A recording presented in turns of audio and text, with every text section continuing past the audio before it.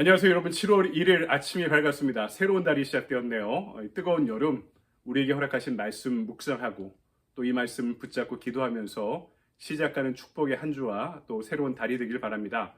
오늘 우리에게 주신 말씀은요, 열왕기하 25장입니다.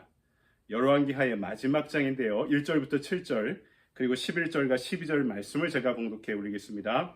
시드기야 제9년 열째 달 10일에 바벨론의 왕 느부갓네살이 그의 모든 군대를 거느리고 예루살렘을 치러 올라와서 그 성에 대하여 진을 치고 주위에 토성을 쌓음에 그 성이 시드기야 왕 제11년까지 포위되었더라. 그의 넷째 달 9일에 성중에 기근이 심하여 그 땅 백성의 양식이 떨어졌더라. 그 성벽이 파괴됨에 모든 군사가 밤중에 두 성벽 사이 왕의 동산 견문길로 도망하여 갈대아인들이 그 성읍을 에워쌌으므로 그가 아라바 길로 가더니 갈대아 군대가 그 왕을 뒤쫓아가서 여리고 평지에서 그를 따라잡음에 왕의 모든 군대가 그를 떠나 흩어진지라. 그들이 왕을 사로잡아 그를 리볼라에 있는 바벨론 왕에게로 끌고 가매 그들이 그를 신문하니라. 그들이 시드기야의 아들들을 그의 눈앞에서 죽이고 시드기야의 두 눈을 빼고 놋사슬로 그를 결박하여 바벨론으로 끌고 갔더라. 성중에 남아있는 백성과 바벨론 왕에게 항복한 자들과 무리 중 남은 자는 시위대장 느부라사단이 모두 사로잡아 가고 시위대장이 그 땅에 비천한 자를 남겨두어 포도원을 다스리는 자와 농부가 되게 하였더라. 아멘. 주님의 말씀입니다. 주님께 감사드립니다. 이 아침에 우리에게 주신 말씀 가지고 그루터기가 다시 자라게 될 것이다 라는 제목으로 말씀을 증거하도록 하겠습니다. 오늘 본문은 마지막 남은 유다의 멸망을 기록하고 있습니다. 열왕기하 23장을 보면 멸망의 이유에 대해 므낫세의 지은 모든 죄와 그가 흘린 무고한 피 때문이다 라고 이렇게 기록해 놓고 있죠. 므낫세의 죄 중에 가장 악독한 것은 왕 자신이 우상 숭배의 주동자가 되어서 백성들에게 이 우상 숭배를 정치적으로 강요한 것입니다. 왕의 권력으로 우상 숭배를 강요하고 이에 대해 하나님의 심판을 전했던 선지자들을 핍박했던 것이죠. 심지어는 눈에 가시 같은 선지자들은 정적으로 여겨 무자비하게 살해하기도 했던 것입니다. 요즘 말로 이야기하면 실패한 정치와 통치를 감추기 위해 언론을 철저하게 봉쇄한 것이고요. 더 근원적으로는 하나님께서 하시고자 하는 말씀과 그분의 뜻을 원천적으로 차단하고자 했던 그 죄를 하나님께서 징계하시고 심판하셨던 것이죠. 오늘 말씀은 출애굽에서 다시 환애굽으로 후퇴하고 있는, 퇴행하고 있는 유다의 모습을 그리고 있습니다. 이 유다의 죄 때문에 하나님께서 바벨론을 선택하셔서 유다 심판의 도구로 삼으셨습니다. 바벨론의 침공에 임각하자 하나님께서 예레미야 선지자를 통해 마지막으로 말씀하신 바가 있습니다. 하나님의 심판으로 주어지는 바벨론의 침공을 달게 받으라는 것이었습니다. 다시 말해 반항하지 말고 바벨론에 순순히 항복하는 길만이 민족이 사는 길이다 이렇게 전하는 거죠.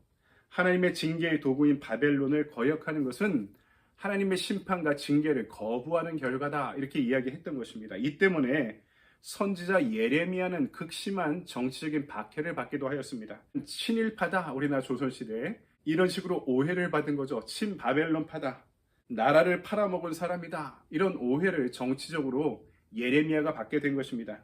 그래서 시드기야는 하나님의 말씀을 정면으로 거부하죠. 그리고 예레미야를 진흙구덩이 감옥에 던져둡니다. 그리고 신하들의 요구에 따라서 이 예루살렘 성벽이 함락될 것 같으니까 야반도주를 시도합니다. 그런데 이들의 선택이 무엇입니까? 애굽으로 도망치는 것이었습니다. 망명하는 것이었죠. 생각해 보십시오. 애굽에서 탈출해 자유인이 되고 하나님의 백성이 될 수 있었습니다. 그런데 지금 그들이 과거로 퇴행하고 후퇴하고 있습니다.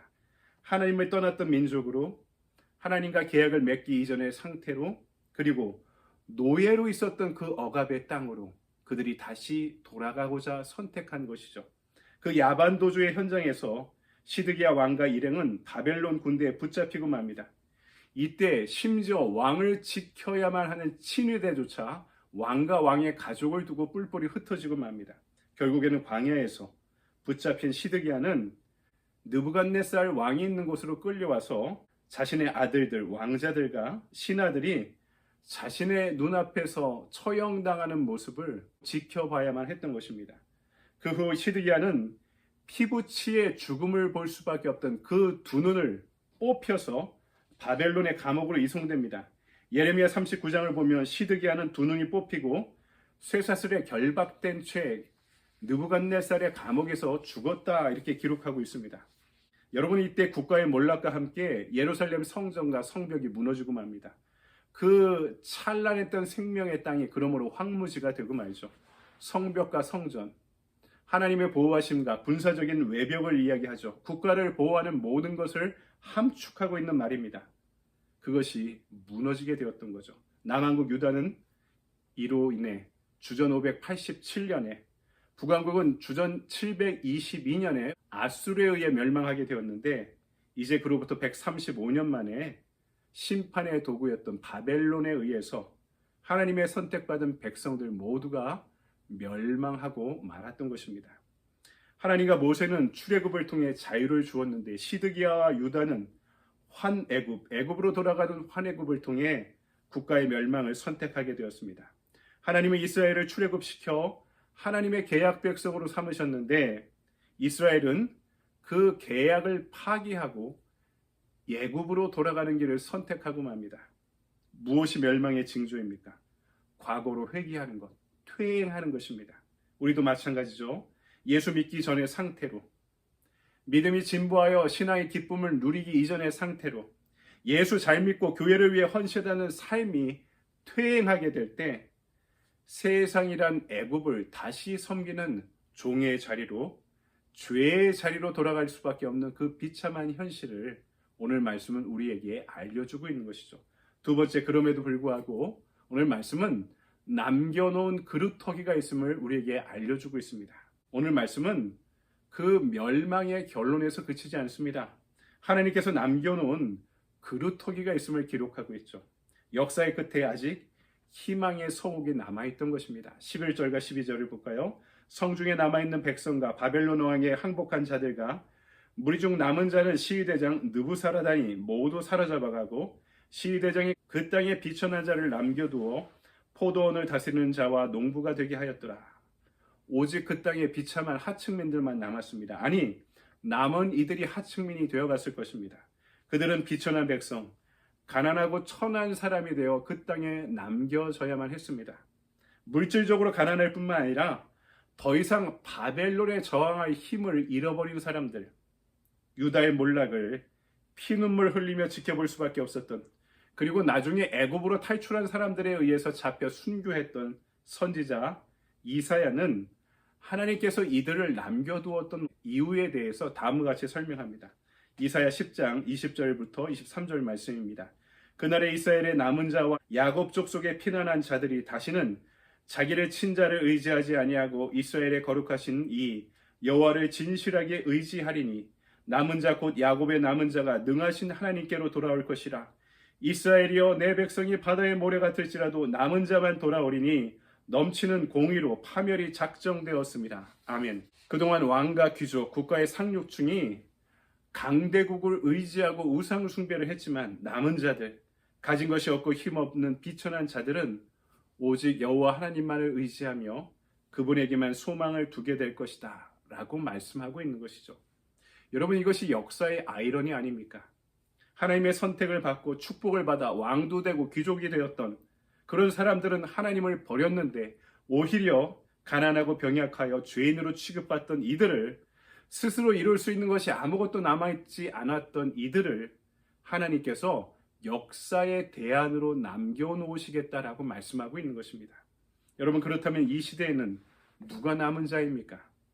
다니엘처럼 생명의 위협을 당할지라도 인간의 손으로 세운 제국이 아니라 하나님을 선택한 자들이 남은 자들입니다. 거짓이 난무하는 시대의 겸손히 참된 하나님의 뜻을 구하고 하나님의 공의를 위해 기도하는 사람들이 이 땅에 남은 자들입니다. 하나님께서는 이들을 비록 소수일지라도 이들 남은 자들을 멸망한 민족의 앞길을 비추는 희망으로 남겨놓으셨던 것입니다. 그리고 오늘 저와 여러분이 이 말세 지말의 남은 자들이 되기를 원하고 계십니다. 여러분, 말씀을 정리합니다. 소나무 같은 수종들은요, 한번 이 잘리고 베이고 나면은 남아있는 그루터기가 썩어버린다고 합니다. 하지만 밤나무, 상수리 나무 같은 상록수 종류의 수종들은 배임을 당해도 다 잘라버려도 그루터기만 남아있으면요, 그 위에서 다시 싹이 나고 싹이 줄기가 되어서 자라게 되는 강인한 속성을 지니고 있다고 합니다. 오늘 말씀은 우리가 이 시대에 남은 역사의 그루터기와 같은 존재가 되어야 된다고 말씀하고 있습니다. 이를 위해 예수 믿기 전으로 퇴행해버리는 환해굽이 아니라 하나님과 함께라면 광야라도 그곳을 찾아 자유인으로 살아가려는 출애굽의 길을 선택하라고 말씀합니다. 모두가 과거의 종이었던 애굽을 향해 떠나가려고 할 때에도 하나님의 몸된 교회와 하나님의 나라를 지킬 수 있는 이 땅에 그루터기와 같은 남은 자들, 이 땅에 하나님 나라의 백성들이 되시기를 주님의 이름으로 간절히 축원드립니다. 아멘. 적용의 질문입니다. 오늘 내가 신앙생활을 하며 예수 믿기 이전의 상태로 퇴행하는 영역이 있지 않습니까? 하나님의 뜻을 깨닫고 이 땅에 그루터기와 같은 남은 자가 되기 위해 내가 결단해야 할 것은 무엇입니까? 내 안에 있는 이 퇴행의 영역들이 예수 믿기 이전에 신앙의 기쁨을 누리며 헌신하기 이전의 상태로 후퇴하고 퇴행하고 있는 부분은 없는지 이 어미한 말씀 앞에 우리 자신을 돌아보게 되길 바랍니다. 그리고 이 시대에 여전히 말세지 말의 남은 자들이 되기 위해서 내가 오늘 하루 결단해야 될 내용이 무엇인지 살펴보는 저와 여러분의 하루가 되길 바랍니다. 오늘 말씀 안에 여러분 오늘도 좋은 하루 보내시기 바랍니다. 감사합니다.